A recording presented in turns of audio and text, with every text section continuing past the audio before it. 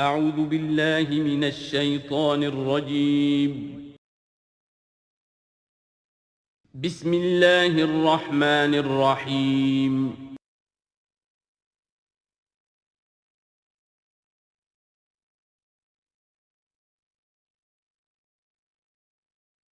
اعوذ باللہ من الشیطان الرجیم بسم اللہ الرحمن الرحیم یا ایہا الذین آمنوا ان کثیرا من الاحبار والرہبان لیاکلون اموال الناس بالباطل ویصدون عن سبیل اللہ والذین یکنزون الذہب والفضة ولا ينفقونها فی سبیل اللہ فبشرہم بعذاب علیم۔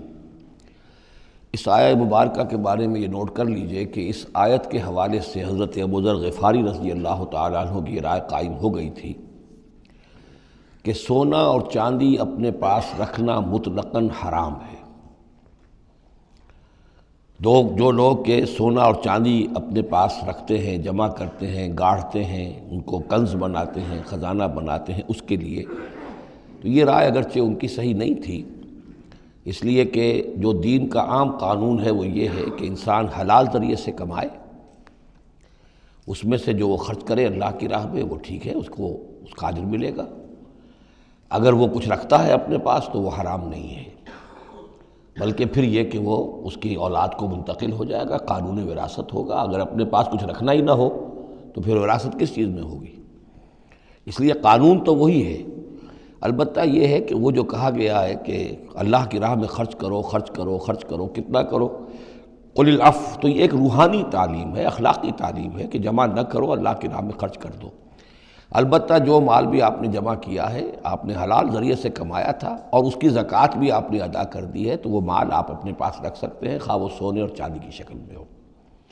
چنانچہ اسی پر پھر فیصلہ ہوا حضرت عثمان کے زمانے میں، اور چونکہ حضرت ابو ذر غفاری اس پر اڑے ہوئے تھے اور اس سے ایک فتنہ پیدا ہو رہا تھا مسلمانوں کے اندر، ایک اختلاف، تو پھر حضرت ابو ذر غفاری کو حضرت عثمان نے حکم دے دیا تھا کہ وہ مدینے سے باہر چلے جائیں۔ وہ پھر ایک صحرا میں کسی جگہ پر کٹیا ڈال کر رہتے تھے۔ میرے نزدیک اس آیت کا اصل محل اور مقام جو ہے اس کو سمجھنا چاہیے، اور وہ ہے ان لوگوں سے متعلق ہے یہ مسئلہ جو دین کا کام کرتے ہیں، احبار ہیں، رہبان ہیں۔ یہ لوگ اپنا وقت، اپنی صلاحیتیں، اپنی قوتیں لگاتے ہیں دین کے لیے۔ عام لوگوں کا معاملہ اور ہے، وہ کاروبار کر رہے ہیں، کوئی پروفیشن ہے، کوئی اپنا اور بزنس ہے، اس کے حوالے سے ان کے پاس آمدنی ہو رہی ہے۔ انہیں جو بھی آمدنی ہو رہی ہے وہ اللہ کے دین کی وجہ سے ہو رہی ہے۔ یہ اپنے پاس اگر رکھتے ہیں اور اپنا جائیدادیں بناتے ہیں اور دولت بناتے ہیں اور اپنے لیے پھر وہ اپنی نسلوں کے لیے اس کو وراثت میں منتقل کرتے ہیں، تو ان کے اوپر یہ آیت بعین ہی انہی الفاظ میں اس کا انطباق ہوگا، اس لیے کہ یہ سارا معاملہ احبار اور رہبان کے حوالے سے ہو رہا ہے۔ اس آیت کا سیاق اور سباق جو ہے کہ ظاہر بات ہے کہ ان کے لیے جو بھی کچھ ہے، یہ لٹمس ٹیسٹ یہ ہے، ہاں آپ اپنی ضرورت پوری کریں، جیسے حضور نے اپنی ضرورتیں پوری فرمائی، ازواج مطہرات کو بھی نان نفقہ دیتے تھے آپ اسی بیت المال میں سے، آپ اپنے عزیزوں کے ساتھ بھی کوئی حسن سلوک کرتے تھے تو وہیں سے کرتے تھے۔ کبھی بیت المال خالی ہے تو فاقہ بھی آ رہا ہے، لیکن ضرورتیں پوری کریں، جائیداد بنا کر نہ چھوڑ کر جائیں۔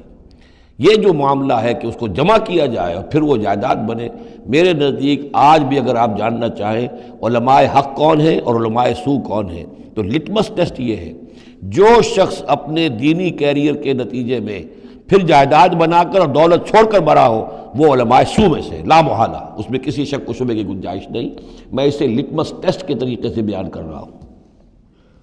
یوم یحمى علیہا فی نار جہنم فتکوی بہا جباہہم وجنوبہم، جس دن کہ ان کو تپایا جائے گا اس سونے اور چاندی کو جہنم کی آگ میں، اور پھر داغے جائیں گے ان سے ان کے پیشانیاں بھی اور ان کی پسلیاں بھی اور ان کی پیٹھیں بھی۔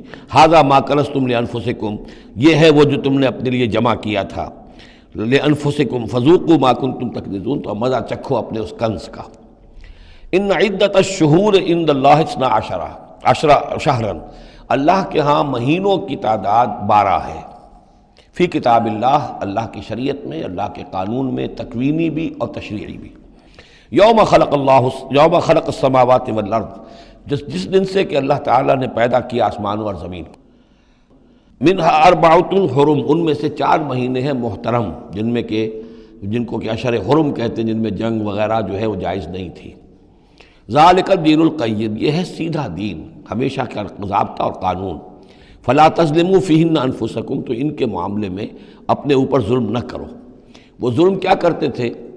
قریش کی اپنی مصلحت ہوئی کہ کوئی مہم انہیں کوئی لڑائی کا معاملہ ہے ان کے درپیش ہے، وہ کہتے تھے اس سال یا شرع حرم فلاں کی بجائے فلاں مہینے ہوں گے، وہ کیلنڈر کو الٹ پھیر کرتے رہتے تھے کہ اس مرتبہ جو ہے یہ عمرے کے لیے مہینہ رجب کا نہیں ہوگا، فلاں ہوگا۔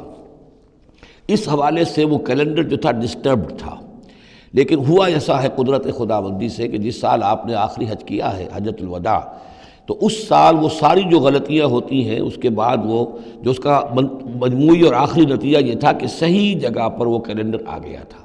اسی لیے حضور نے اپنے خطبہ حجۃ الوداع میں کہا ہے کہ استدار الزمان کہیئتہ یوم خلق اللہ السماوات والارض، یہ زمانہ اور یہ کیلنڈر جو ہے، تقویم جو ہے، یہ پورا چکر لگا کر ساری غلطیوں اور ترمیموں میں سے ہو کر اب ٹھیک اسی جگہ پر پہنچ گئی ہے جس مقام پر کہ اللہ نے، جس تقویم پر کہ اللہ تعالیٰ نے آسمان اور زمین کو پیدا کیا تھا، اور آج کے بعد سے ان مہینوں کے اندر کوئی الٹ پھیر نہیں ہو سکے گا۔ وَقَاتِلُوا الْمُشْرِكِينَ كَافَّةً كَمَا يُقَاتِلُونَكُمْ كَافَّةً، اور مشرکوں سے بھی جنگ کرو ایسے ہی سب کے ساتھ جیسے کہ وہ تم سے جنگ کرتے ہیں، جڑ کر، ہر حال میں اور جمع ہو کر۔ وَاعْلَمُوا أَنَّ اللَّهَ مَعَ الْمُتَّقِينَ، اور جان لو کہ اللہ تعالیٰ جو ہے متقین کے ساتھ ہے۔ إِنَّمَا النَّسِيُّ زِيَادَةٌ فِي الْكُفْرِ، یہ جو مہینوں کو ہٹا دینا تھا ادھر سے ادھر، یہ پھیر دینا جو ہے اشر حرم کا، یہ بڑھائی ہوئی بات ہے کفر کی۔ يُضَلُّ بِهِ الَّذِينَ كَفَرُوا، اس کے ذریعے سے گمراہ ہوئے ہیں وہ لوگ جنہوں نے کفر کیا۔ يُحِلُّونَهُ عَامًا، حلال کر لیتے ہیں اس مہینے کو ایک سال، وَيُحَرِّمُونَهُ عَامًا، اور ایک سال اسے حرام قرار دے دیتے ہیں۔ لِيُوَاطِئُوا عِدَّةَ مَا حَرَّمَ اللَّهُ، تاکہ تعداد پوری کر لیں اس کی جو اللہ نے حرام ٹھہرائے ہیں۔ 4 مہینے حرام ہیں، آگے پیچھے پھیر کر، لیکن تعداد پوری کر دی۔ فَيُحِلُّوا مَا حَرَّمَ اللَّهُ، اس کا نتیجہ کیا نکلتا ہے کہ جو اللہ کی طرف سے محترم مہینہ تھا وہ ان کے حساب سے، ان کی غلطی سے پھر وہ حلال ہو جاتا ہے، پھر حلال کر لیتے ہیں وہ مہینہ جو اللہ نے حرام کیا ہے۔ زُيِّنَ لَهُمْ سُوءُ أَعْمَالِهِمْ، اسی طریقے سے ان کے جو برے اعمال ہیں ان کے لیے مزین کر دیے گئے، کھبا دیے گئے ان کی نگاہوں میں۔ وَاللَّهُ لَا يَهْدِي الْقَوْمَ الْكَافِرِينَ، اور اللہ کافروں کو ہدایت نہیں دیتا۔ یہاں وہ 5 رکوع ختم ہوئے ہیں کہ جن کا تعلق ہے نبی اکرم صلی اللہ علیہ وسلم کی بعثت خاصہ الی اہل العرب، اس کی تکمیل ہو گئی، اس کے مقاصد پورے ہو گئے، اس کے ضمن میں آخری احکام دے دیے گئے۔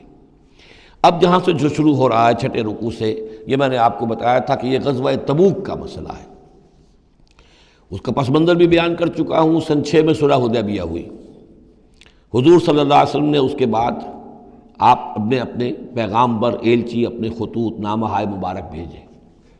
باقی جگہوں پر جو ہوا سو ہوا، لیکن ایک شخص نے کہ جو رئیس بصرہ تھا، شرحبیل بن عمرو غسان کا، اور یہ تھا رومن امپائر کے تابع، ان کا باج گزار تھا، اس نے حضور کا جو وہاں گیا تھا نامہ بر خط لے کر گئے تھے حضرت حارث ابن عمیر ازدی رضی اللہ تعالی عنہ، انہیں قتل کر دیا، شہید کر دیا۔ سفیر کا قتل جو ہے وہ گویا کہ اعلان جنگ ہوتا ہے، لہذا حضور نے ایک لشکر تیار کیا، 3000 مسلمانوں کو جمع کیا، حضرت زید ابن حارثہ کو ان کے اوپر امیر بنایا اور لشکر بھیجا موتا کی طرف۔ یہ جنگ موتا ہوئی ہے سن 8 میں، جمادی الاولیٰ سن 8 میں جنگ موتا ہوئی ہے۔ اس میں ہوا یہ کہ وہاں سے رومیوں کا لشکر آ گیا 1 لاکھ کا، اور مسئلہ یہ پیدا ہوا کہ اب ہمیں مقابلہ کرنا چاہیے یا نہیں، لیکن مسلمانوں نے کہا کہ ہم تو شہادت کے شائق ہیں، شہادت ہے مطلوب و مقصود مومن، نہ مال غنیمت نہ کشور کشائی۔ تو جنگ ہوئی، نتیجہ یہ ہوا کہ حضرت زید بن حارثہ بھی شہید ہوئے۔ پھر حضور نے پہلے ہی بتا دیا تھا کہ اگر وہ شہید ہو جائیں تو پھر جعفر ابن ابی طالب جو حضور کے چچا داد بھائی تھے، حضرت جعفر طیار، پھر وہ ہوں گے کمانڈر، انہوں نے چارج لیا، وہ بھی شہید ہو گئے۔ ان کے بعد حضور نے فرمایا تھا کہ عبداللہ ابن رواحہ انصاری ہوں گے، انہوں نے چارج سنبھالا، وہ بھی شہید ہو گئے۔ پھر آخر کار حضرت خالد ابن ولید نے خود اپنے ہاتھ میں کمان سنبھالی اور کسی طریقے سے وہ اپنے اس لشکر کو بچا کر لے آئے۔ تو یہ صورتحال ہوئی جنگ موتا کی۔ اس کے بعد نبی اکرم صلی اللہ علیہ وسلم نے پھر اعلان عام کیا کہ اب میں خود جاؤں گا، اور اب وہ جنگ تبوک کا مسئلہ ہوا کہ اب تمام مسلمان، ہر صاحب ایمان کے لیے میرے ساتھ نکلنا ضروری ہے، ہم تبوک تک جائیں گے۔ تبوک آخری سرحد تھی کہ جو رومن امپائر جہاں سے شروع ہو جاتی تھی، یہ حجاز کا آخری شہر ہے، مدینے سے جہاں تک میرا اندازہ ہے کوئی 300 350 میل شمال میں ہے، اور بڑا سخت جو ہے صحرا درمیان میں آتا ہے۔ شدید گرمی کا موسم تھا، شدید گرمی کا موسم، تب طویل سفر، ادھر فصل تیار تھی کہ کھجوریں پکی ہوئی تھیں، اگر انہیں اتاریں گے نہیں وقت پر تو ضائع ہو جائے گی، اور اگر سب مرد چلے جاتے ہیں تو عورتیں تو کھجوریں نہیں اتار سکتی، یہ کھجور کا اتارنا جو ہے پھل کا وہ آسان کام نہیں ہوتا۔ یہ سارے ایسے امتحانات جمع ہو گئے کہ اس کے لیے اہل ایمان کا بھی آخری امتحان ہو گیا، جس کے نتیجے میں جو منافقین تھے ان کا گویا کہ تشت بام ہو گیا، ان کا معاملہ، ان کی کمزوریاں، ان کی خباثتیں کھل کر سامنے آ گئیں۔ تو یہ یوں سمجھیے کہ یہ 11 رکوع منافقین کے موضوع پر قرآن مجید کا آخری مقام اور ذروۂ سنام ہے۔ جیسے کہ اس سے پہلے سورہ نساء کے اندر بہت بڑا حصہ جو ہے، تقریباً نصف سورت جو ہے وہ متعلق تھی منافقین سے ہی، یہاں پر بھی یوں سمجھیے کہ یہ 11 رکوع جو ہیں وہ بہت سے مضامین اس میں آئیں گے، لیکن یہ کہ ایک جو درمیان میں یوں سمجھیے کہ جو دھاگا ہوتا ہے جس میں موتی پروئے ہوئے ہیں، ان میں وہی منافقین کا مضمون ہے۔ تو اس میں یہ ہے کہ آپ کو معلوم ہے کہ حضور 30,000 کا لشکر لے کر گئے تھے، اور اس میں وہاں جا کر ہرقل اگرچہ موجود تھا، ہرقلیس، لیکن اس نے مقابلے میں آنے کی جرت نہیں کی۔ وہ پہچان چکا تھا کہ یہ اللہ کے رسول ہیں، اور میں اگر براہ راست ان کے مقابلے میں آؤں گا تو مار کھا جاؤں گا۔ حضور وہاں مقیم رہے، وہاں کے آس پاس کے لوگ آئے، انہوں نے معاہدے کیے، اپنی سرحدوں کو آپ نے محفوظ کیا، اور پھر آپ واپس آ گئے۔ گویا کہ جنگ کی نوبت نہیں آئی، لیکن یہ کہ دھاک بیٹھ گئی حضور کی اور مسلمانوں کی کہ سلطنت روما نے پسپائی اختیار کی ہے، رومن امپائر مقابلے میں آنے کی ہمت نہیں کر سکی۔ تو وہ جو بھی جنگ موتا کی وجہ سے جو کچھ ہوا اکھڑی تھی، اللہ تعالیٰ نے اس ہوا کو دوبارہ جو ہے قائم کر دیا۔ بہرحال اس کے بعد یہ سلسلہ آگے بڑھا حضرت ابوبکر کے زمانے میں، کیونکہ حضور نے اپنے مرض وفات میں بھی ایک لشکر تیار کر دیا تھا، اور زید ابن حارثہ رضی اللہ تعالیٰ عنہ کے بیٹے حضرت اسامہ ابن زید کو اس کا سربراہ مقرر کیا تھا۔ جب آپ کا انتقال ہوا ہے تو وہ لشکر تیار تھا۔ اب اس موقع پر جو منافقین کی جان پر بن گئی، تو خطاب تو شروع ہو رہا ہے یا ایھا الذین آمنوا سے، لیکن وہ بات ذہن میں رکھ لیجیے جو میں نے سورہ نساء میں آپ سے کہی تھی کہ منافقین سے بھی خطاب ہوتا ہے تو یا ایھا الذین آمنوا کے صیغے سے ہوتا ہے، اس لیے کہ وہ بھی مسلمان تھے، ایمان کا دعویٰ کرتے تھے۔ یا ایھا الذین آمنوا ما لکم اذا قیل لکم انفروا فی سبیل اللہ اثاقلتم الی الارض، اے ایمان کے دعوے دارو، تمہیں کیا ہو گیا ہے جب تم سے کہا جاتا ہے نکلو اللہ کی راہ میں تو تم گرے جاتے ہو، دھسے جاتے ہو زمین کی طرف، یعنی کہ وہ پاؤں من کے بھر کے ہو گئے اور اٹھا نہیں جا رہا، حوصلہ جو ہے جواب دے گیا۔ ارضیتم بالحیات الدنیا من الآخرہ، اب یہ وہی سرچنگ کویسچن، ذرا سوچو، کیا تم نے آخرت کی بجائے دنیا کی زندگی کو قبول کر لیا ہے؟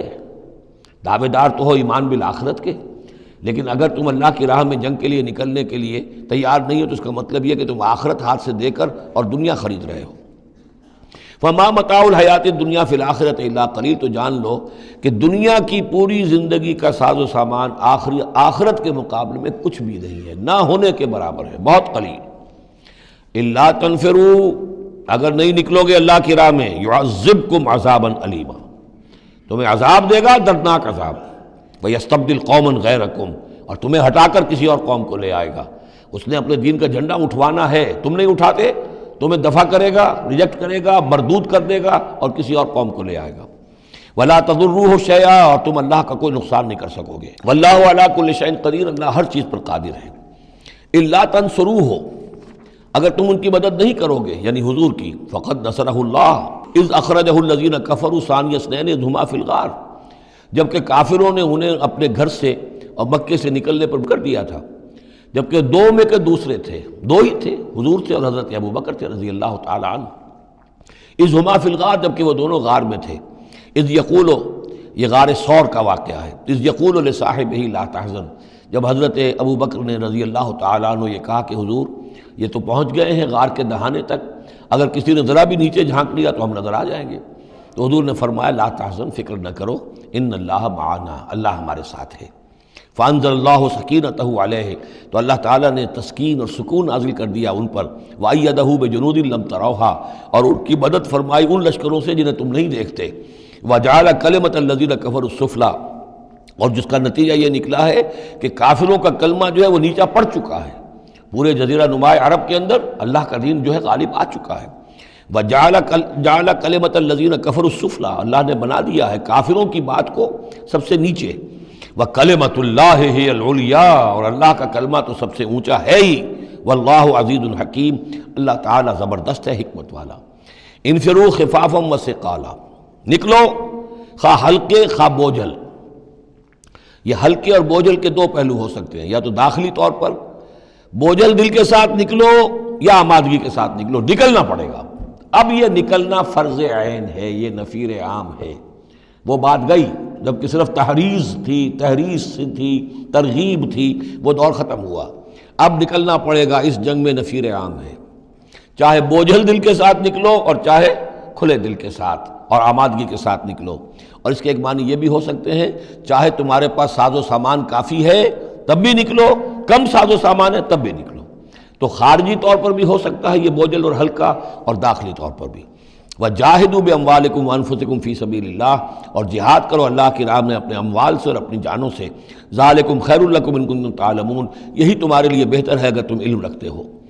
لَوْ كَانَ عَرَضًا قَرِيبًا، اگر انہیں توقع ہوتی کہ مال قریب ہی ہے، قریب ہی ہمیں مال مل جائے گا، غنیمت مل جائے گی. وَسَفَرًا قَاصِدًا، اور اس کے لیے سفر بھی جو ہے وہ چھوٹا ہے، بڑا نہیں ہے. لَاتَّبَعُوكَ، تو یہ سب اے نبی آپ کی پیروی کرتے، آپ کے ساتھ چلتے. وَلَٰكِن بَعُدَتْ عَلَيْهِمُ الشُّقَّةُ، لیکن ان کو تو بڑی بھاری پڑ رہی ہے، بڑی دور کی مسافت نظر آ رہی ہے، اتنا دور. اور اس میں اعلان کر دیا تھا حضور نے. حالانکہ فتح مکہ کے موقع پر بھی حضور نے خفیہ رکھی تھی اپنی ساری اسکیم، اور عام طور پر جنگوں میں یہ ہوتا ہے، اپنی پوری اسکیم کا اعلان تو نہیں ہوتا. لیکن غزوہ تبوک میں آپ نے اعلان کیا تھا کہ ہم جا رہے ہیں، سلطنت روما سے ٹکراؤ ہے، تبوک تک ہمیں جانا ہے. کوئی چیز آپ نے راز نہیں رکھی، تاکہ جو شخص بھی ہے وہ سمجھ لے، اس کے لیے پوری تیاری کرے، داخلی بھی خارجی بھی، ساز و سامان کی بھی، اپنے حوصلے کو بھی دیکھ لے. لیکن یہ کہ بہرحال نکلنا فرض ہے.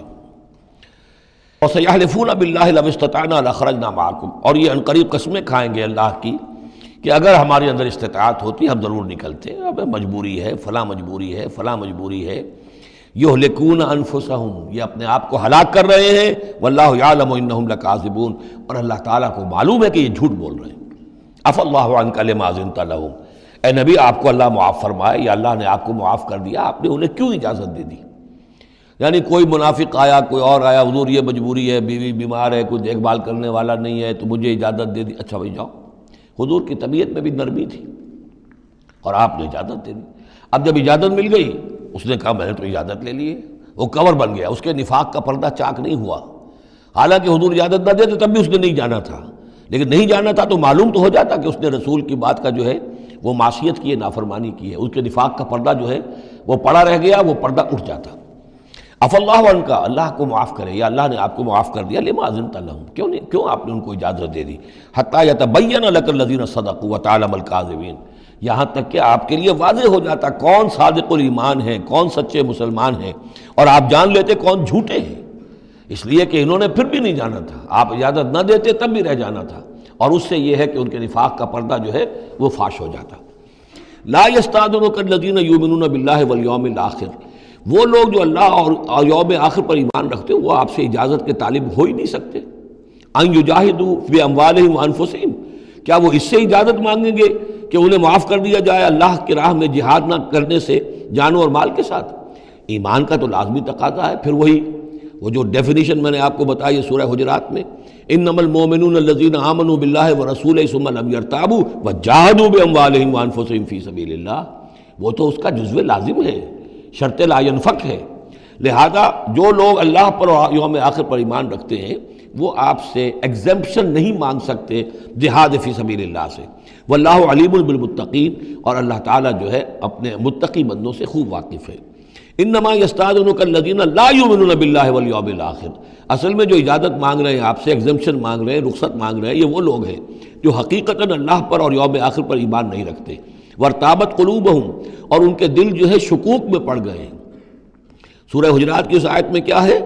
انما المؤمنون الذین آمنوا باللہ ورسولہ ثم لم یرتابوا، پھر شک میں نہ پڑے. یہاں فرمایا وارتابت قلوبہم، ان کے دلوں کے اندر شکوک کے ڈیرے ہیں. فَهُمْ فِي رَيْبِهِمْ يَتَرَدَّدُونَ، اور وہ اپنے اسی شک و شبے کے اندر بھٹک رہے ہیں. تردد بھی یہی ہوتا ہے، تذبذب، تردد، چلوں نہ چلوں، یہ جو متردد ہو جاتا ہے آدمی، کبھی چاہتا ہے چلنا چاہیے بھائی، ورنہ تو یہ کہ اب جو ہے بالکل پردہ فاش ہو جائے گا اور میں منافق قرار دے دیا جاؤں گا. اس کے بعد پھر یہ کہ پھر نہیں، کوئی نہ کوئی جھوٹی بہانہ بناؤ، قسم کھا لو. وَلَوْ أَرَادُوا الْخُرُوجَ لَأَعَدُّوا لَهُ عُدَّةً، اور اگر انہوں نے نکلنے کا ارادہ کیا ہوتا تو اس کے لیے ساز و سامان فراہم کرتے جیسے کہ کیا جاتا ہے، آدمی سفر کے لیے تیاری کرتا ہے، انہوں نے تیاری نہیں کی۔ ولیکن کرہ اللہ انبعاثہم، تو اللہ تعالیٰ ہی نے ان کا نکلنا پسند نہیں فرمایا۔ فثبتہم، اور ان کو بوجھل کر دیا، ان کو روک دیا۔ وقیل اقعدوا مع القاعدین، اور ان سے کہہ دیا گیا رہو بیٹھنے والوں کے ساتھ تم بھی بیٹھ رہو۔ اس کی حکمت آگے آئے گی۔ لو خرجوا فیکم، اگر یہ نکلتے آپ کے ساتھ، اے مسلمانوں تمہارے ساتھ، ما زادوکم الا خبالا، تو نہ اضافہ کرتے تمہارے لیے مگر خرابی کا۔ دلوں میں روگ تھا، وہاں جا کے فتنے اٹھاتے، آپس میں لڑاتے، کوئی اور کچھ کرتے، لہذا ان کا بیٹھ رہنا بھی حکمت پر مبنی ہے، اللہ تعالیٰ کی طرف سے، گویا کہ اس میں بھی ایک خیر ہے، گویا کہ بندہ مومن کے لیے تو خیر ہی خیر ہے، ادھر بھی خیر ادھر بھی خیر، لیکن منافق کے لیے شر ہی شر ہے، ادھر بھی شر ادھر بھی شر۔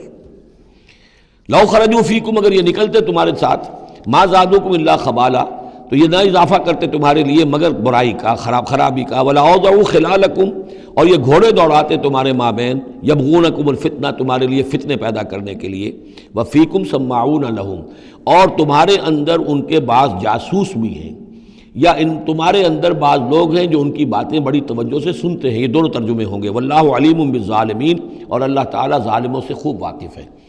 یعنی تمہارے اندر ہے مسلمانوں بعض نیک دل، وہ منافق نہیں ہیں، نیک دل سادہ رو مسلمان ہیں جو ان سے حسن ظن رکھتے ہیں، ان سے کوئی تعلق رکھتے ہیں، دوستی رکھتے ہیں، ان کی بات توجہ سے سنتے ہیں۔ تو اگر یہ ہوتے تمہارے لشکر میں ساتھ اور یہ کوئی فتنہ اٹھاتے، تو وہ جو سادہ لو مسلمان تھے وہ ان کی بات سن کر کسی فتنے میں مبتلا ہو سکتے تھے۔ اور ایک ترجمہ وہ ہے کہ ان میں جاسوس موجود ہیں۔ لقد ابتغوا الفتنة من قبل، یہ اس سے پہلے بھی فتنے اٹھاتے رہے ہیں۔ وقلبوا لك الامور، یہی لفظ فتنہ آیا اس حدیث میں جو میں سنا چکا ہوں آپ کو۔ علماء سوء کا کردار کیا ہو جاتا ہے؟ علماءہم شر الناس تحت عدیم السماء، من عندہم تخرج الفتنة وفیہم تعود۔ جھگڑے، لڑائیاں، فتوے، اور ایک دوسرے کی وہ تفرقہ جو ہے اور اس کے اندر شدت ہے، یہ کام ہے۔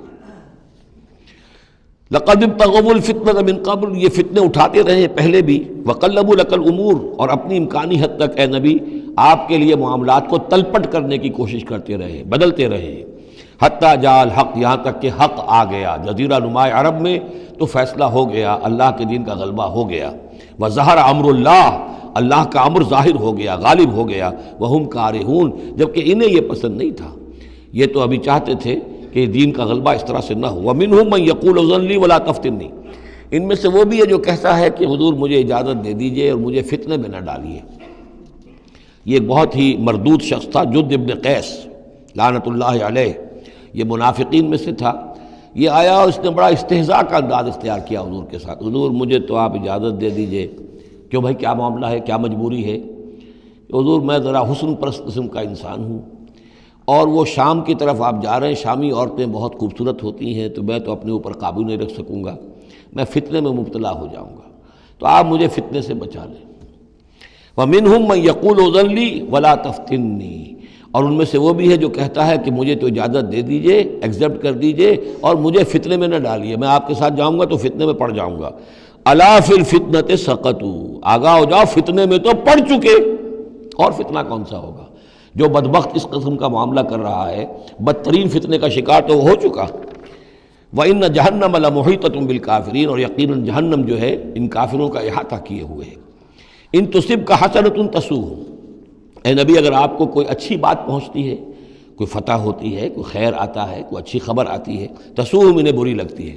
وَإِن تُصِبْكَ مُصِیبَةٌ، اگر کوئی تکلیف آ جاتی ہے، ناگوار پوزیشن، صورتحال، یقولوا قد اخذنا امرنا من قبل، تو کہتے ہیں جی ہم نے تو اپنا معاملہ پہلے ہی درست کر لیا تھا، ہم کوئی بیوقوف تھوڑا ہی ہیں، ان لوگوں کی طریقے سے جو ہے اتنے جو ہے ہم رسک نہیں لیتے، ہم نے پہلے ہی سے اپنی حفاظت کا بندوبست کر لیا تھا۔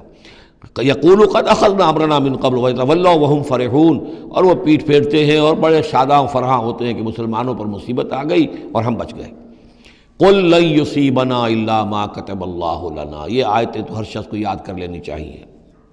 یہ دو آیتیں بندہ مومن کے لیے بہت بڑا ہتھیار ہیں، بہت بڑا اسلحہ ہے۔ کہو لن یصیبنا الا ما کتب اللہ لنا، اے بدبختو ہم پر کوئی مصیبت نہیں آ سکتی سوائے اس کے جو اللہ نے ہمارے لیے لکھ دی ہو۔ ہوا مولانا وہ ہمارا مولا ہے۔ اگر اس کی طرف سے تکلیف آ جائے، دوست کی طرف سے تکلیف آ جائے کہ ہرچہ ساقی ما ریخت عین الطاف، میرا ساقی میرے پیالے میں جو بھی ڈال دے اس کا لطف و کرم ہی ہے، تو اللہ کی طرف سے جو آئے سر تسلیم خم ہے جو مزاج یار میں آئے۔ نہ شود نصیب دشمن کے شود ہلاک تیغت، سر دوستاں سلامت کے تو خنجر آزمائی۔ اہل ایمان کا تو معاملہ یہ ہونا چاہیے، قل لن یصیبنا الا ما کتب اللہ لنا ہوا مولانا، وہ ہمارا مولا ہے، اس کے اذن کے بغیر پتہ تک نہیں ہل سکتا، تو ہمیں ڈر کس کا ہو؟ وعلی اللہ فلیتوکل المؤمنون، اور اللہ ہی پر توکل کرنا چاہیے اہل ایمان کو۔ قل هل تربصون بنا الا احدى الحسنیین، ان سے کہو ہمارے بارے میں تم کن چیزوں کا انتظار کر سکتے ہو سوائے دو نہایت عمدہ چیزوں کے۔ یہ حسنیین کیا ہے؟ احسن، احسن افعل و تفضیل ہوا، اس سے مؤنث بنا حسنا، حسنا کا تثنیہ بنا تو حسنیین، دو نہایت احسن صورتوں کے سوا ہمارے لیے تیسری ہے ہی نہیں۔ کیا مطلب؟ ہم سب اللہ کی راہ میں شہید ہو جائیں، احسن، ہم کامیاب ہو کر آ جائیں، احسن، تیسری کیا بات ہے؟ تو ہمارے لیے تو خیر ہی خیر ہے، ڈراتے ہمیں کس سے ہو؟ قل هل تربصون بنا، یہ تم ڈرا رہے ہو ہمیں اور جو کہہ رہے ہو ہمیں کس چیز کا خوف؟ ہمارے لیے دو انجام ہو سکتے ہیں ممکن، اور دونوں ہمارے نزدیک نہایت احسن ہیں۔ اللہ کی راہ میں شہادت مل جائے، شہادت مطلوب و مقصود مومن، نہ مال غنیمت نہ کشور کشائی۔ جو حق کی خاطر جیتے ہیں، مرنے سے کہیں ڈرتے ہیں جگر، جب وقت شہادت آتا ہے دل سینوں میں رقصاں ہوتے ہیں۔ اور اگر ہم کامیاب ہو کر آ گئے تو تم بھی کہو گے کہ بھائی یہ تو بڑی کامیابی، ہمارے لیے تو کامیابی کامیابی ہے۔ قل هل تربصون بنا الا احدى الحسنيين ونحن نتربص بكم، اور ہم منتظر ہیں تمہارے بارے میں ان يصيبكم الله بعذاب من عنده، کہ اے منافقو اللہ تم پر کوئی عذاب اپنے خاص اپنے پاس سے نازل کرے، اور بأيدينا، یا کوئی وقت آ جائے کہ ہمیں اجازت دے دی جائے کہ ہم تمہاری گردنیں اڑائیں، جیسے کہ اعلان عام کفار کے بارے میں ہوا، ہو سکتا ہے کہ ایسا ہو جائے۔ فتربصوا انا معكم متربصون، تو کرو انتظار، ہم بھی تمہارے ساتھ انتظار کر رہے ہیں۔ قل انفقوا طوعا وكرها، اب یہ ایک اور بات ہوتی ہے جی میں جا تو نہیں سکتا، یہ چندہ حاضر ہے، کچھ پیسے جو ہے میں لے آیا ہوں، ساز و سامان، لیکن مجھے آپ ایگزمپٹ کر دیں، یہ چندہ قبول کر لیں۔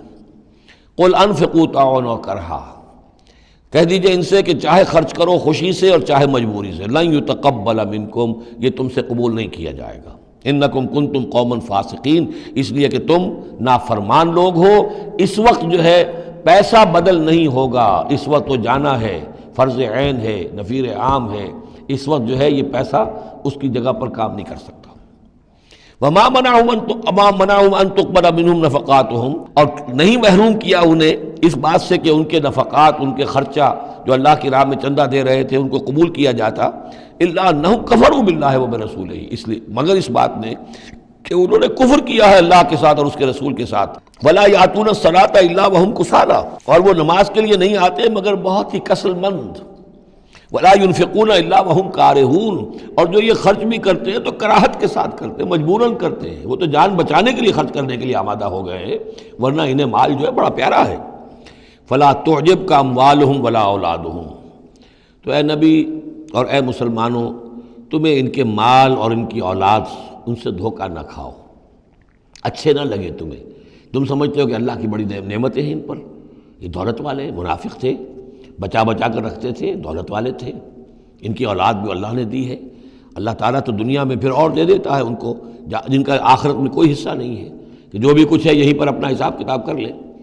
فلا تعجبک، تو تعجب نہ کرو اس کے مال اور اولاد کے بارے میں، بہت سخت الفاظ آ رہے، انما یرید اللہ لیعذبہم بہا فی الحیات الدنیا، اللہ تعالیٰ چاہتا یہ ہے کہ انہی چیزوں کے ذریعے سے انہیں دنیا کی زندگی میں عذاب دے، یہی اولاد سوہان روح بھی بن جاتی ہے، یہی بڑا چہیتا لاڈلا بیٹا جس کے لیے کیا کچھ کیا ہے، اور ہو سکتا ہے کہ وہی جو ہے باپ کے لیے سوہان روح بن جائے، یہی مال و دولت جو ہے وَتَزْهَقَ أَنفُسُهُمْ وَهُمْ كَافِرُونَ، اور اللہ چاہتا ہے کہ ان کی جانیں نکلیں اسی کفر کی حالت میں، وہ لپٹے رہے اسی مال سے اور اپنی اولاد سے اور اپنی دولت سے اور جائیداد سے، اور ان کو آنکھ ان کی کھلنی نصیب نہ ہو، تاکہ اللہ تعالیٰ چاہتا ہے کہ آخری عذاب کے مستحق بن جائیں۔ فلا تعجبک اموالهم ولا اولادهم انما يريد الله ليعذبهم بها في الحیاۃ الدنیا وتزهق انفسهم وهم کافرون ويحلفون بالله انهم منكم لمنكم، اور وہ قسمیں کھا کر کہتے ہیں ہم بھی آپ کے ساتھ ہیں، مسلمانوں میں سے ہی ہیں، ہماری بات کا اعتبار کیجئے۔ وما هم منكم، لیکن مسلمانوں یہ تو حقیقت میں تم میں سے نہیں ہے، ولکنہم قوم یفرقون، بلکہ اصل میں یہ ڈرے ہوئے خائف ہیں، خوف کی وجہ سے جب اسلام کا غلبہ ہو گیا ہے یہ اپنے آپ کو مسلمان ظاہر کر رہے ہیں۔ لو یجدون ملجا و مغارات و مدخلا، اگر یہ پالیں کہیں کوئی پناہ کی جگہ یا کوئی غار مغارات اور مدخلا جہاں سر گھسانے کی جگہ ہو، لولوا الیہ وہم یجمعون، تو یہ اسی کی طرف لوٹ جائیں گے اور اپنی رسیاں توڑا لیں گے، جیسے کوئی جانور رسی توڑا کے بھاگتا ہے۔ یہ تو خوف ہے ان کا کہ اب دین غالب آ گیا جزیرہ نما عرب میں، ہم جائیں کہاں ہم؟ اگر کوئی جائے پناہ ہوتی ان منافقین کے لیے، کہیں سر گھسانے کی جگہ ہوتی، چھپانے کی جگہ ہوتی، تو یہ بھاگ گئے ہوتے۔ وَمِنْهُمْ مَنْ يَلْمِزُكَ فِي الصَّدَقَاتِ، اور اے نبی ان میں سے وہ بھی ہیں جو آپ پر الزام لگاتے ہیں، ملامت کرتے ہیں آپ کو صدقات کے بارے میں۔ حضور جب زکوٰۃ کا مال آتا تھا تو آپ تقسیم کرتے تھے، اب ظاہر بات ہے کہ لوگ ہیں کھڑے ہیں، کسی کو کچھ زیادہ ہو گیا کسی وقت، کسی کو آپ نے سمجھا کہ زیادہ مستحق زیادہ دے دیا۔ تو ایک منافق تھا، اس نے حضور کو ٹوک دیا، اعدل یا محمد، اے محمد عدل کرو، یہ کیا کر رہے ہو، ناانصافی کر رہے ہیں۔ تو حضور کو غصہ آیا اس پر صلی اللہ علیہ وسلم، ان لم عادل فمن عادل، اگر میں عدل نہیں کروں گا تو کون کرے گا؟ لیکن یہ کہ بہرحال اس کا بھی ذکر ہو رہا ہے، وَمِنْهُمْ مَنْ يَلْمِزُكَ فِي الصَّدَقَاتِ، ان میں سے وہ لوگ بھی ہیں جو آپ پر طعن کرتے ہیں خیرات کے بانٹنے میں، صدقات اور زکوٰۃ کی تقسیم میں۔ فَإِنْ أُعْطُوا مِنْهَا رَضُوا، اگر ان کے کھتے بھر دیے جائیں، انہیں دیا جائے تو راضی ہیں۔ وَإِنْ لَمْ يُعْطَوْا مِنْهَا إِذَا هُمْ يَسْخَطُونَ، اور اگر انہیں نہ دیا جائے تو پھر وہ ناراض ہو جاتے ہیں، غصے ہوتے ہیں، لال پیلے ہوتے ہیں۔ وَلَوْ أَنَّهُمْ رَضُوا مَا آتَاهُمُ اللَّهُ وَرَسُولُهُ، اور اگر وہ راضی رہتے اس پر جو دیا انہیں اللہ نے اور اس کے رسول نے، وَقَالُوا حَسْبُنَا اللَّهُ، اور کہتے ہیں اللہ ہمارے لیے کافی ہے، سَيُؤْتِينَا اللَّهُ مِنْ فَضْلِهِ وَرَسُولُهُ، ان قریب پھر بھی بعد میں بھی اللہ تعالیٰ اور اس کے رسول ہمیں اپنے فضل سے نوازتے رہیں گے۔ اِنَّا إِلَى اللَّهِ رَاغِبُونَ، ہم اللہ کی طرف رغبت کرنے والے ہیں۔ اگر یہ کہتے، کاش کہتے تو کتنا اچھا ہوتا۔ اب یہاں ان صدقات کی مدیں بیان کر دی ہیں، جو زکوٰۃ کی یہی آیت ہے، مشہور آیت کہ صدقات جو زکوٰۃ کی جو مدیں ہیں وہ کون کون سی ہیں۔ انما الصدقات، زکوٰۃ جو ہے تو سب سے پہلے للفقراء، مفلسوں کے لیے، والمساکین، محتاجوں کے لیے، والعاملین علیہا، اور جو بھی زکوٰۃ کا بندوبست کریں گے، زکوٰۃ جمع کریں گے، تحصیلدار ہوں گے، زکوٰۃ کا حساب کتاب رکھیں گے، زکوٰۃ تقسیم کریں گے، وہ اس کے عاملین علیہا ہیں، ان کی تنخواہیں اس میں سے دی جائیں گی۔ والمؤلفۃ قلوبہم، اور تالیف قلب کے لیے، کچھ لوگ ہوتے تھے جب تک ایک تحریک اور دعوت چل رہی ہے، بعض لوگ ہوتے ہیں معاشرے کے اندر صاحب حیثیت ہوتے ہیں، انہیں کچھ دے دلا دیا جائے تو ان کی مخالفت کم ہو جاتی ہے، ساتھی نہ بنے، کم سے کم یہ کہ ان کا مخالفت کا زور شور جو ہے کم ہو جائے، تو یہ تالیف قلب کے لیے۔ یہ مد جب اسلام غالب ہو چکا تو اس کے بعد سے ختم ہو گئی۔ اس کے بارے میں فقہا کا کہنا یہ اس وقت تک تھا جب تک کہ ابھی وہ تحریک اور دعوت چل رہی تھی، لیکن ویسی ہی سچویشن پھر کبھی دوبارہ پیدا ہو سکتی ہے تو پھر یہ مد جو ہے اس کے اندر یہ شامل ہو جائے گی۔ وفر رقاب، گردنوں کے چھڑانے میں، اور گردنوں کے چھڑانے میں کسی پر تاوان آ گیا ہے، کوئی شخص جو ہے وہ مقروض اتنا ہو گیا ہے کہ اس سے نہیں نکل پا رہا ہے، لہذا ایک یہ کہ لم سم مدد کر کے اسے گویا کہ اس کی گردن چھڑا دی جائے۔ والغارمین، جن پر تاوان بھرنا پڑے۔ وفی سبیل اللہ، اور ایک مد جو ہے فی سبیل اللہ بھی ہے، مطلب یہ ہے کہ اللہ کی راہ میں جہاد، دعوت اور اقامت دین کی جد و جہد میں بھی یہ رقم خرچ ہو سکتی ہے، لیکن اولین مستحق یہ ہے۔ انفاق فی سبیل اللہ خود اللہ کل کا کل دین کے لیے ہے، اللہ کے دین کے لیے، دعوت، تبلیغ اور جو بھی اقامت دین کی جد و جہد ہے اس کے لیے۔ لیکن یہ جو صدقات ہیں، اور زکوٰۃ بھی صدقات ہی میں شامل ہے، ان میں اولاً جو مستحق ہیں وہ ہیں غرباء اور یتیم اور مساکین اور بیوائیں، جو بھی ہیں محتاج ہیں، یہ ان کے زیادہ پہلے حقدار ہیں۔ البتہ یہ کہ اگر کسی شخص کے پاس اس طرح کی رقم بچ جائے کہ جو اس کے قریب میں جو بھی رشتہ دار ہیں، غرباء ہیں، یتامہ ہیں، مساکین ہیں، ان کو دے چکا ہے، اور وہ باقی وہ کسی دین کے کام میں دینا چاہے تو دے سکتا ہے۔ وفی سبیل اللہ وابن السبیل، اور مسافر کے لیے۔ فریضۃ من اللہ، یہ اللہ تعالیٰ کی طرف سے معین ہو گیا ہے۔ یہی لفظ آیا ہے بار بار سورہ نساء میں، جہاں کے جو احکام آئے تھے وراثت کے۔ واللہ علیم الحکیم، اور اللہ تعالیٰ سب کچھ جاننے والا ہے، کمال حکمت والا۔ ومنہم الذین یؤذون النبی، ان میں سے وہ لوگ بھی ہیں جو نبی کو ایذا پہنچاتے ہیں۔ ویقولون هو اذن، اور وہ کہتے ہیں یہ تو نرے کان ہی کان ہیں۔ ایک تو محاورہ ہمارے یہاں کان کا کچا ہونا وہ اور معنی میں ہے، لیکن یہ کہتے تھے کہ ہم نے جا کر جھوٹ بولا، حضور میری بیوی بیمار ہے، اور انہوں نے مان لیا کہ یہ کان ہی کان ہے، یہ صرف جو کچھ کہہ دیتے ہیں مان لیتے ہیں، سن لیتے ہیں، ہوا اذن، یہ تو نرے کان ہے بس۔ یہ بھی حضور کی توہین۔ وَمِنْهُمُ الَّذِينَ يُؤْذُونَ النَّبِيَّ وَيَقُولُونَ هُوَ أُذُنٌ قُلْ أُذُنُ خَيْرٌ لَكُمْ، کہہ دیجئے یہ کان تمہارے لیے بہتر ہیں، بہتری کے لیے ہیں، تمہاری خیریت اسی میں ہے۔ یؤمن باللہ ویؤمن للمؤمنین، یہاں پہ یہ ایمان کے ساتھ بے اور لام کا فرق واضح ہو جائے گا۔ وہ یقین رکھتے ہیں اللہ پر اور بات مان لیتے ہیں مومنوں کی، یہ ان کی شرافت ہے، یہ ان کی نجابت ہے، یہ ان کی مروت ہے۔ وہ جانتے ہیں تم جھوٹ بول رہے ہو لیکن نہیں کہتے کہ تم جھوٹ بول رہے ہو، یہ شرافت اور مروت کا معاملہ ہے۔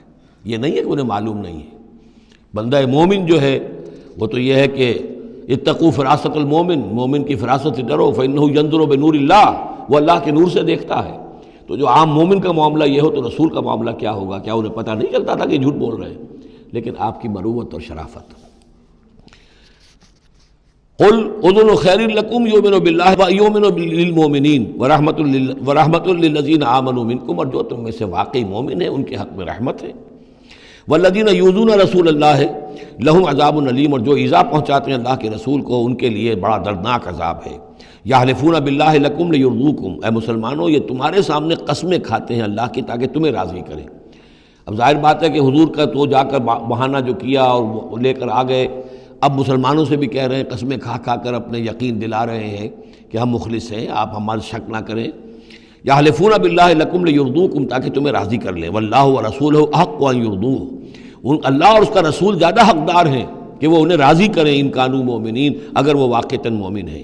الم یعلموا انہ من یحادد اللہ ورسولہ، کیا وہ جانتے نہیں ہیں کہ جو کوئی بھی مقابلہ کرے گا اور سرکشی کرے گا اللہ اور اس کے رسول کے مقابلے میں آ جائے گا، فَأَنَّ لَهُ نَارَ جَهَنَّمَ خَالِدًا فِيهَا، تو اس کے لیے تو جہنم کی آگ ہے جس میں وہ ہمیشہ ہمیشہ رہے گا۔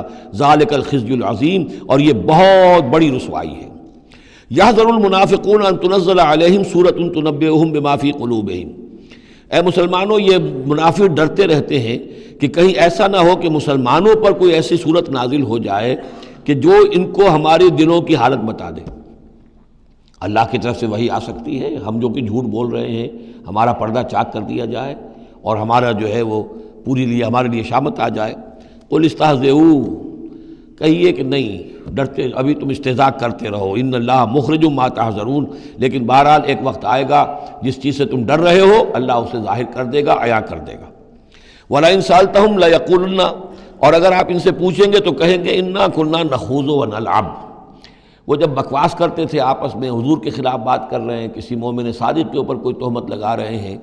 اب اگر کسی نے جا کر کوئی بات بتا دی حضور کو کہ فلاں شخص تو یہ کہہ رہا تھا، عبداللہ ابن ابی یہ کہہ رہا تھا، فلاں نے یہ کہا ہے، حضور نے بلایا، طلب کیا، پوچھا، تو اب وہاں پر آئیں گے وَلَئِن سَأَلْتَهُمْ، اگر پوچھیں گے، باز پرس کریں گے آپ ان سے، لَيَقُولُنَّ، وہ لازماً کہیں گے اِنَّمَا كُنَّا نَخُوضُ وَنَلْعَبُ، یہ تو ویسے ہی ذرا گپ بازی میں لگے ہوئے تھے، یہ تو تھوڑی سی جو تھی ہماری گفتگو جو ہو رہی تھی وہ لائٹ وین میں گفتگو ہو رہی تھی، اس کو خامخواہ اس شخص نے جو ہے وہ سنجیدگی سے لے لیا، ہم کھیل رہے تھے دل لگی میں، یہ بات ہم نے کہہ دی تھی۔ قُلْ أَبِاللَّهِ وَآيَاتِهِ وَرَسُولِهِ كُنتُمْ تَسْتَهْزِئُونَ، کہیے تو کیا تم اللہ کے ساتھ اور اس کی آیات کے ساتھ اور اس کے رسول کے ساتھ استہزاء کر رہے تھے؟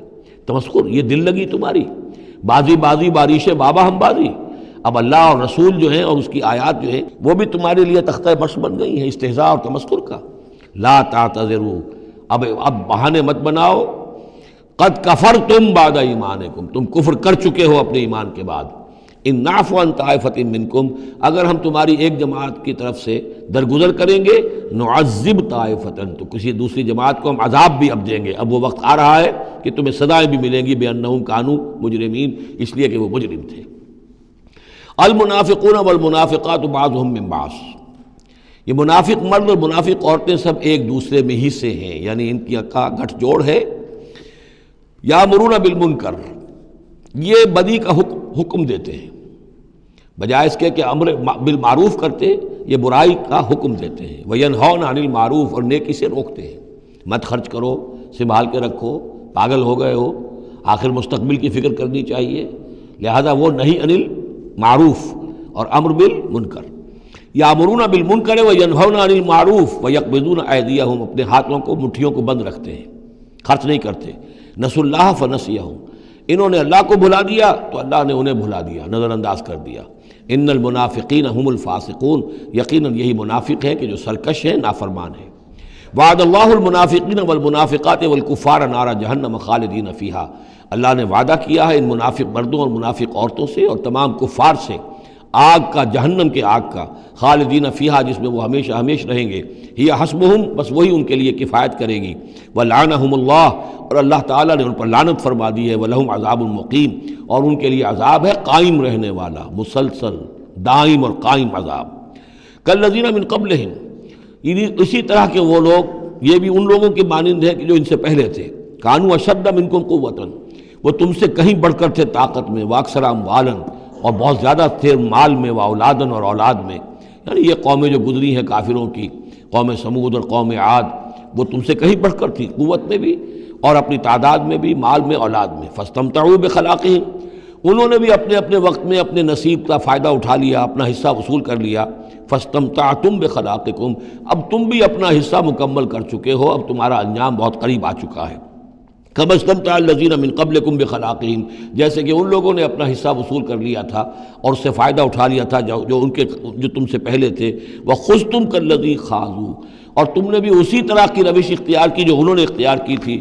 اولئک حبطت اعمالہم فی الدنیا والآخرہ، یہ وہ لوگ ہیں کہ جن کے تمام اعمال دنیا اور آخرت سب میں حبط ہو گئے.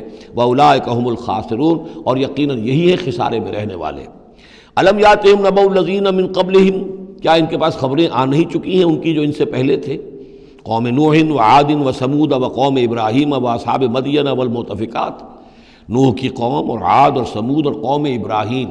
یہ واحد مقام ہے قرآن مجید میں جس میں قوم ابراہیم کا بھی تذکرہ اس انداز میں ہے کہ شاید ان پر بھی عذاب آیا ہو، لیکن صراحتاً اس کا ذکر پورے قرآن میں کہیں نہیں ہے. واصحاب مدین، اور مدین کے لوگ، والمؤتفکات، اور ان بستیوں کی جو الٹ دی گئی تھی، سدوم اور عمورہ. اتتہم رسلہم بالبینات، آئے ان کے پاس ان کے رسول واضح احکام لے کر، واضح نشانیاں لے کر. فما کان اللہ لیظلمہم، تو اللہ تعالیٰ ان پر ظلم کرنے والا نہیں تھا. لیکن کانوا انفسہم یظلمون، بلکہ وہ اپنے اوپر خود ہی ظلم ڈھاتے رہے. والمؤمنون والمؤمنات بعضهم اولیاء بعض، وہ منافق مرد اور منافق عورتوں کی بات تھی. اب فرمایا اور ایمان والے مرد اور ایمان والی عورتیں، بعضهم اولیاء بعض، وہ ایک دوسرے کے ساتھی ہیں، ایک دوسرے کے پشت بنا ہے، مددگار ہیں. یامرون بالمعروف، ان کا طرز عمل یہ ہے کہ نیکی کا حکم دیتے ہیں، مشورہ دیتے ہیں. وینہون عن المنکر، بدی سے روکتے ہیں. ویقیمون الصلاۃ، نماز قائم کرتے ہیں. ویؤتون الزکوٰۃ، اور زکوٰۃ ادا کرتے ہیں. ویطیعون اللہ ورسولہ، اور اللہ اور اس کے رسول کی اطاعت کرتے ہیں. اولئک سیرحمہم اللہ، یہی ہیں وہ لوگ کہ جن پر اللہ تعالیٰ رحمت فرمائے گا. ان اللہ عزیز الحکیم، یقیناً اللہ زبردست ہے، حکمت والا. اللہم ربنا اجعلنا منہم. وعد اللہ المؤمنین والمؤمنات جنات تجری من تحتها الانہار خالدین فیہا، اللہ نے وعدہ کیا ہے مومن مردوں اور مومن عورتوں سے ان باغات کا جن کے دامن میں یا جن کے نیچے ندیاں بہتی ہوں گی، اور اس میں وہ ہمیشہ رہیں گے. ومساکن طیبۃ فی جنات عدن، اور بڑے ستھرے اور بہت عمدہ مکان رہائش کے لیے ان کو دے گا، رہنے کے باغات میں، ریزیڈینشل گارڈنز میں. ورضوان من اللہ اکبر، یہ ساری چیزیں تو ہے ہی، سب سے بڑی شے یہ کہ اللہ ان سے راضی ہو جائے گا. رضا اللہ کی وہ سب سے بڑی شے ہے، سب سے بڑی نعمت ہے. ذالک هو الفوز العظیم، وہ تو ہے بہت ہی بڑی کامیابی. یا ایھا النبی جاہد الکفار والمنافقین واغلظ علیہم، اے نبی صلی اللہ علیہ وسلم آپ جہاد کیجئے کفار سے بھی اور منافقین سے بھی، اور ان پر سختی کیجئے. یہ دیکھیے آیت 2 مرتبہ آئی ہے قرآن مجید میں، یہ جو کہ تم سورہ تحریم میں بھی آئے گی جو کہ یوں سمجھیے 28ویں پارے کی آخری، یہاں پھر آئی ہے. لیکن یہاں لفظ جہاد کو نوٹ کر لیجئے، یہاں جہاد بمعنی قتال نہیں آ سکتا. منافقین کے ساتھ آپ نے کبھی جنگ نہیں کی. جہاد جد و جہد، کوشش، ان کی ریشہ دوانیوں کو ختم کرنا، ان کی سازشوں کا زور توڑنا، یہ جہاد تھا. یہ جہاد، قتال کی کوئی نوبت منافقین کے ساتھ کبھی کوئی قتال نہیں ہوا. یہاں جہاد خالص اس جہاد کے معنی میں ہے جو قتال سے کم تر ہے، دون القتال. یا ایھا النبی جاہد الکفار والمنافقین، اے نبی آپ مجاہدہ کیجئے، جد و جہد کیجئے. اسی لیے جب غزوہ تبوک سے آپ واپس آ رہے تھے تو ایک حدیث ہے کہ آپ نے فرمایا رجعنا من الجہاد الاصغر الى الجہاد الاکبر، ہم چھوٹے جہاد سے بڑے جہاد کی طرف لوٹ آئے ہیں۔ اب اس کی تعبیریں مختلف کی گئی ہیں کہ اتنا بڑا جہاد سلطنت روما کے خلاف گئے تھے، اسے آپ جہاد اصغر کہہ رہے ہیں، وہاں سے لوٹ کر ہم آ گئے، اب جہاد اکبر سامنے ہے۔ تو اس کی عام طور پر جو توجیہ لوگوں نے کی ہے وہ تو یہ ہے کہ یہ جہاد جو نفس کے خلاف ہے وہ سب سے اکبر ہے، سب سے بڑا ہے، اور یہ بات صحیح ہے۔ آپ سے پوچھا گیا ای الجہاد افضل یا رسول اللہ، آپ نے فرمایا ان تجاہد نفسک فی طاعت اللہ، کہ اللہ کے رسول یہ بتائیے کہ سب سے افضل جہاد کس کا ہے؟ آپ نے فرمایا کہ تم جہاد کرو اپنے نفس کے خلاف اور اسے اللہ کا مطیع بناؤ۔ تو اسی پر گویا کہ اس کو محمول کیا ہے، لیکن میرے نزدیک حقیقت یہ ہے کہ اب یہ جو بار آستین تھے کہ جو مدینے کے اندر منافقین تھے، اب ان کے خلاف جہاد کرنا تھا، اور اس میں چونکہ اندیشے تھے کہ ان کے تعلقات تھے اوس اور خزرج کے لوگوں کے ساتھ، عام لوگوں کے ساتھ دوستیاں تھیں، تو اس میں فتنے اٹھ لاتے۔ واپس آ کر آپ نے مسجد زرار کو پھر جلایا ہے، گرایا ہے، یہ بہت بڑا قدم تھا۔ عام مسلمان جو اس پر مشتعل بھی ہو سکتے تھے کہ مسجد کو گرا رہے، لیکن یہ کہ یہ اقدامات آپ نے کیے ہیں صلی اللہ علیہ وسلم اس آیت کے اترنے کے بعد اور تبوک سے واپسی کے بعد۔ یا ایھا النبی جاہد الکفار والمنافقین واغلظ علیہم، اے نبی جہاد کیجئے کافروں سے بھی اور منافقین سے بھی، اور ان پر سختی کیجئے۔ ومأواہم جہنم، ان کا ٹھکانہ جہنم ہے، وبئس المصیر، اور وہ بہت برا ٹھکانہ ہے۔ یحلفون باللہ ما قالوا، وہ اللہ کی قسم کھا کر کہتے ہیں کہ ہم نے یہ بات نہیں کہی، کوئی بات جو بھی آئی، کوئی غلط بات کہی، کوئی استہزاء کیا، کوئی تمسخر اڑایا۔ وَلَقَدْ قَالُوا كَلِمَةَ الْكُفْرِ، حالانکہ انہوں نے کہا ہے کفر کا کلمہ۔ یہ ایک بات انہوں نے کہی تھی، اس کا ذکر آ جائے گا تفصیل سے سورہ منافقون میں 28ویں پارے میں، واقعہ وہاں تفصیل سے آیا ہے۔ تو لیکن یہ کہ کسی نوجوان نے آ کر حضور کو بتا دیا کہ اس نے یہ کہا ہے، اب حضور نے طلب فرمایا، انہوں نے کہا نہیں یہ بالکل جھوٹ بولتا ہے اس نے یہ، اور اس نے خامخواہ جو ہے فتنہ اٹھانے کی کوشش کی ہے۔ تب یہ آیت نازل ہوئی، اللہ نے اس نوجوان کو سچا کیا اس آیت کے ذریعے سے کہ جھوٹ وہ عبداللہ ابن ابی بول رہا ہے، یہ نوجوان نہیں بول رہا۔ یحلفون باللہ ما قالوا، وہ قسم کھا رہے ہیں اللہ کی کہ ہم نے وہ بات نہیں کہی۔ وَلَقَدْ قَالُوا كَلِمَةَ الْكُفْرِ، حالانکہ انہوں نے کہا کلمہ کفر۔ وَكَفَرُوا بَعْدَ اسلامہم، اور وہ اپنے اسلام کے بعد کفر منکر ہو چکے، کفر کر چکے۔ وَهَمُّوا بِمَا لَمْ يَنَالُوا، اور انہوں نے ارادہ کیا تھا اس شے کا کہ جس کو وہ حاصل نہ کر سکے۔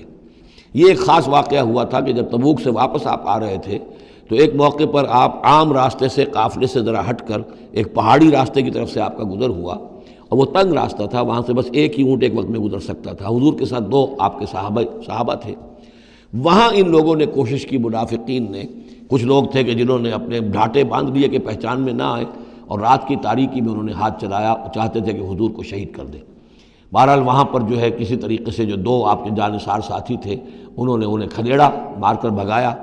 پھر حضور نے ان کو بتا بھی دیا تھا، جن میں حضرت حذیفہ ابن یمان بھی تھے رضی اللہ تعالی عنہ، اور حضرت عمار تھے، عمار ابن یاسر۔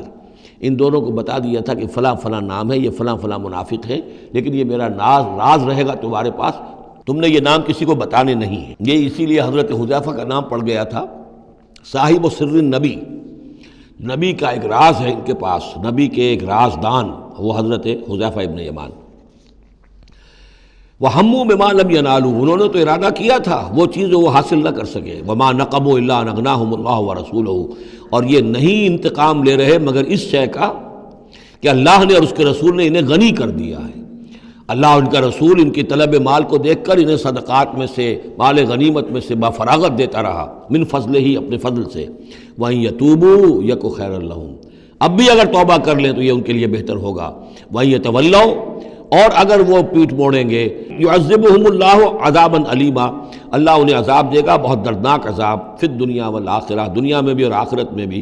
وَمَا لَهُمْ فِي الْأَرْضِ مِنْ وَلِيٍّ وَلَا نَصِيرٍ، اور پوری زمین میں ان کے لیے نہ کوئی ولی ہوگا، پشت پناہ ہوگا، مددگار ہوگا، اور نہ ہی کوئی حامی ہوگا۔ وَمِنْهُمْ مَنْ عَاهَدَ اللَّهُ، اب یہ وہ 3 آیتیں آ گئی ہیں جو میری تقریروں میں بہت مرتبہ آئی ہیں، ہم مسلمانان پاکستان کے لیے خاص لمحہ فکریہ ہیں۔ مدینہ کے منافقین کی ایک خاص قسم کا تذکرہ ہو رہا ہے۔ وَمِنْهُمْ مَنْ عَاهَدَ اللَّهُ، ان میں سے وہ لوگ بھی ہیں جنہوں نے اللہ سے عہد کیا تھا، لَئِنْ آتَانَا مِنْ فَضْلِهِ، اگر اللہ ہمیں اپنے فضل سے نواز دے گا، غنی کر دے گا، دولت دے دے گا، دولت مند کر دے گا، لَنَصَّدَّقَنَّ وَلَنَكُونَنَّ مِنَ الصَّالِحِينَ، ہم خوب صدقہ خیرات کریں گے اور نیک بن جائیں گے۔ فَلَمَّا آتَاهُم مِنْ فَضْلِهِ، جب اللہ نے انہیں نواز دیا اپنے فضل سے، غنی کر دیا، بَخِلُوا بِهِ، اب اس دولت کے ساتھ بخل کیا، وَتَوَلَّوْا وَهُمْ مُعْرِضُونَ، اور پیٹھ موڑ لی اور اعراض کیا. فَعَاقَبَهُمْ نِفَاقًا فِي قُلُوبِهِمْ، تو اللہ نے سزا کے طور پر ڈال دیا ان کے دلوں میں نفاق. عاقبہم، عقوبت، سزا. دنیا میں نقد سزا یہ ملتی ہے اللہ سے کوئی وعدہ کر کے پھر جانے کی کہ نفاق جو ہے وہ دل میں پیدا ہو جاتا. یہ نفاق ہے پاکستان کے مسلمانوں کا روگ. پاکستان بنایا تھا، پاکستان کا مطلب کیا؟ لا الہ الا اللہ. ہندوستان کے مسلمان نے ووٹ دے کر اپنا فرض کفایہ ادا کر دیا کہ جاؤ بھائی، تم جو ہم پہ گزرے گی سو گزرے گی، تم جاؤ اور اسلام قائم کرو. ہم نے کیا کیا ہے؟ 50 برس سے زائد ہو گئے، کیا کیا ہے؟ اسلام کہاں ہے؟ یہ بے وفائی، یہ بد عہدی، اس کا نتیجہ کیا ہے؟ 3 نفاق ہیں جو اس قوم کے اوپر مسلط ہو گئے. نفاق باہمی، اب وہ قوم نہیں رہی، قومیتوں میں تحلیل ہو چکی ہے. اب عصبیتیں ہیں، صوبائیت ہے، لسانیت ہے، اور نہ معلوم کیا کچھ ہے، فرقہ واریت ہے. دوسرے، کردار کا بیڑا غرق ہو گیا. آیت المنافق ثلاث، حضور نے فرمایا منافق کی 3 نشانیاں ہیں، جس میں یہ تینوں چیزیں ہیں. خواہ وہ انسامہ وصلہ، چاہے روزہ رکھتا ہو، نماز پڑھتا ہو، اپنے آپ کو مسلمان سمجھتا ہو، وہ منافق ہے. جب بولے جھوٹ بولے، جب وعدہ کرے خلاف ورزی کرے، اور جب کہیں امین بنا دیا جائے خیانت کرے. وہ دیکھ لیجئے اپنی قوم کو، جو جتنا بڑا ہے الا ماشاء اللہ، ایکسیپشنز پروو دی رول. قانون یہی ہے، جو جتنا بڑا اتنا ہی جھوٹا، اتنا ہی خائن، اور اتنا ہی وعدہ خلاف.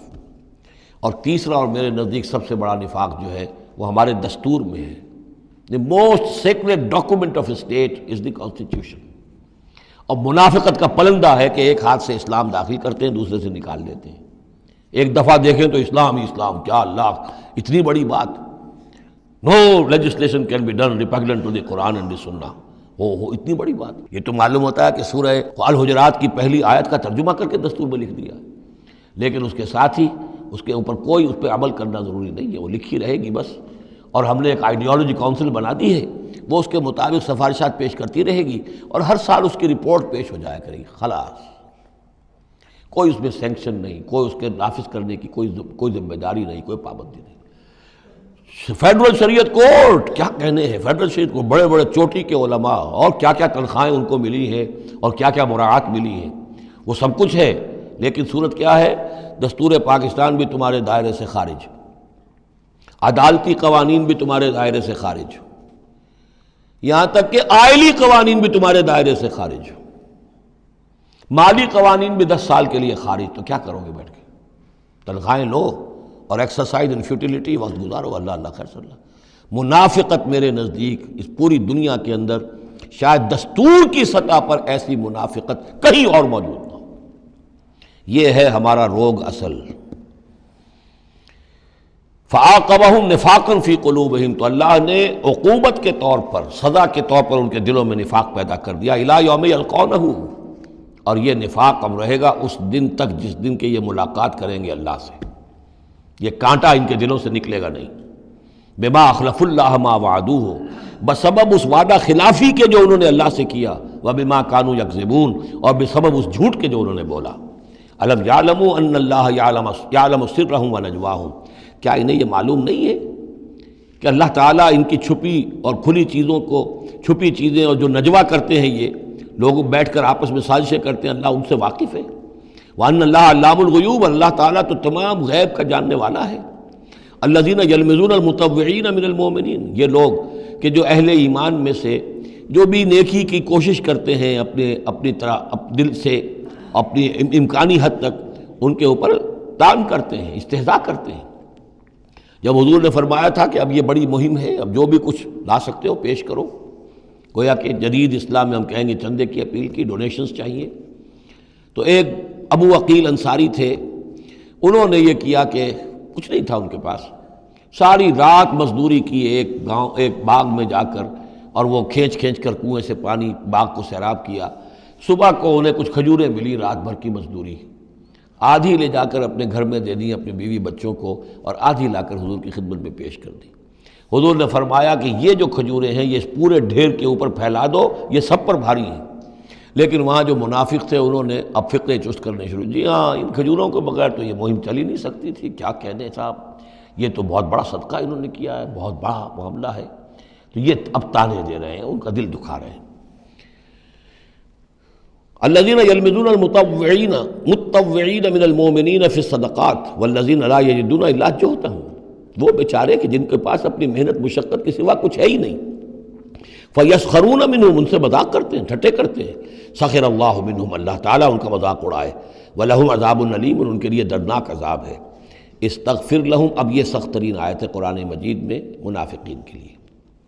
یا وہ تھی جو سورہ نساء میں تھی، ان المنافقین فی الدرک الاسفل من النار، منافق آگ کے سب سے نچلے طبقے میں ہوں گے. کیا یہ ہے؟ استغفر لہم، اے نبی اب آپ ان کے لیے استغفار کریں، او لا تستغفر لہم، یا ان کے لیے استغفار نہ کریں. ان تستغفر لہم 70 مرتن، اگر آپ 70 مرتبہ بھی ان کے لیے استغفار کریں گے، فلن یغفر اللہ لہم، تب بھی اللہ تعالیٰ انہیں معاف نہیں فرمائے گا. ذالک بانہم کفروا باللہ ورسولہ، یہ اس لیے کہ یہ اللہ اور اس کے رسول کے ساتھ کفر کر چکے.